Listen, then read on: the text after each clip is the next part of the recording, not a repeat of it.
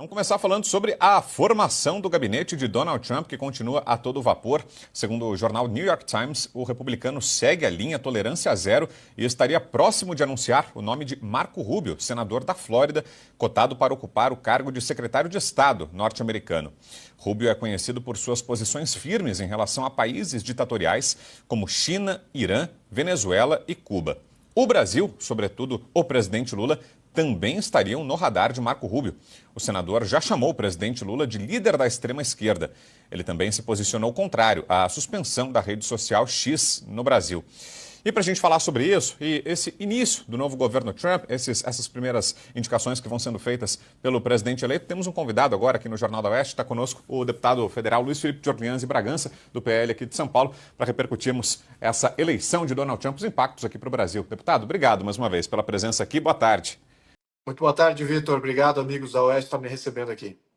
Ô, deputado, quais são as primeiras impressões e até sobre essa possível indicação do Marco Rubio como secretário de Estado, alguém que tem esse histórico de críticas às anomalias institucionais aqui no Brasil, a própria suspensão do X, vê isso como uma sinalização de que o governo Trump está determinado a restabelecer a ordem institucional aqui no Brasil, vai tomar medidas para favorecer também o Brasil na sua política externa, deputado? Certamente, olha, vamos só entender, essa função de secretário de Estado é quase que uma função política. E ele vai representar politicamente o presidente Donald Trump, à medida que o presidente não tem o tempo ou não tem disponibilidade, talvez queira se arriscar num tema muito mais agressivo. Então ele vai tomar uma postura, de fato, do que seria a política do Trump para qualquer tema que se relacione ao Estado norte-americano.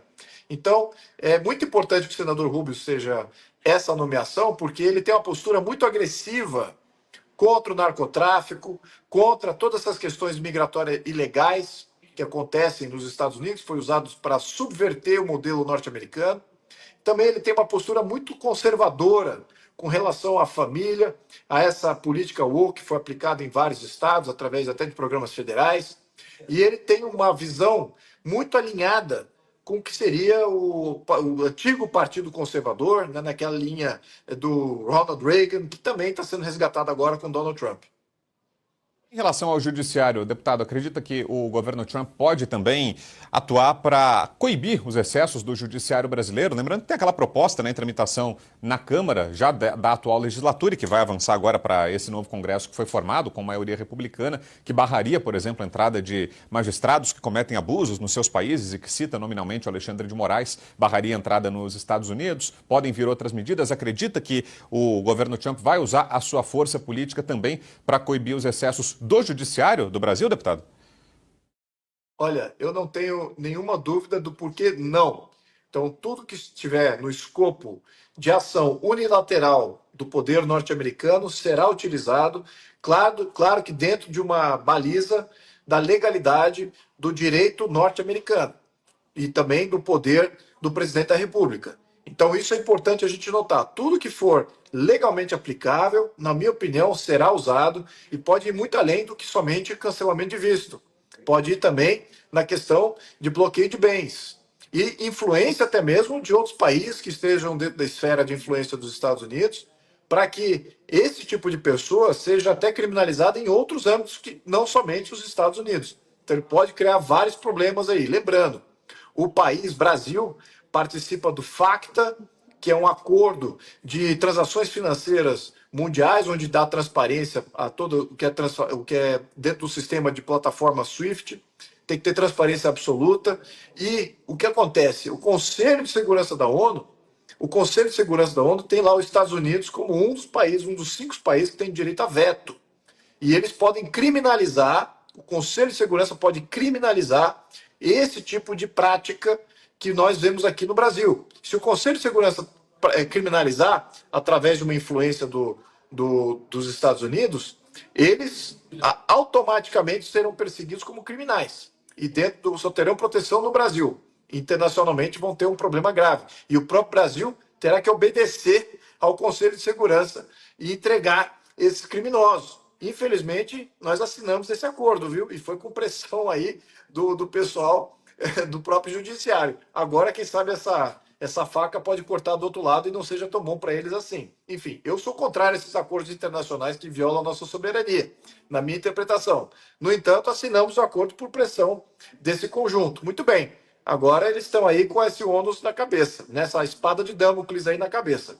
Então nós vemos que existe sim intenções unilaterais que podem ser aplicadas.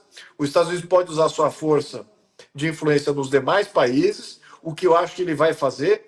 E na minha opinião, o poder de influência dos Estados Unidos é muito maior do que o poder de jure, né, e de facto que ele tem. Né? O poder, aliás, o poder de facto dele é muito maior do que o poder de jure, né? Esse poder de influência, de soft power.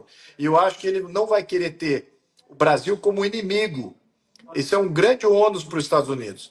Não é uma grande valia ter o país Brasil do ponto de vista geopolítico. O Brasil como amigo, ele acrescenta uma certa tranquilidade. No entanto, o Brasil como inimigo é um peso muito grande. E o que está acontecendo? Este governo e este judiciário têm alinhado o país Brasil contra os Estados Unidos, contra o povo norte-americano, se alinhando a países ditatoriais, países com narcotráfico, países com terrorismo, países com declarações abertas contra os Estados Unidos. Então, se os Estados Unidos realmente resolver criminalizar o governo brasileiro e todos aqueles que estão apoiando esse tipo de atitude anti-americana, ele tem um poder muito além do que o poder dele da caneta. É um poder de influência que pode afetar eles de uma maneira direta. Não vai mexer nas nossas instituições, vai mexer nos personagens que ocupam essas instituições. A mudança das instituições, isso cabe ao povo brasileiro e aos representantes do povo brasileiro, para fazer essas mudanças que são necessárias. Eu sempre pontuei que uma reforma do judiciário é para ontem, mas talvez haja um gatilho aqui de interferência individual aí em cima dos ministros, quem sabe isso acelera esse processo.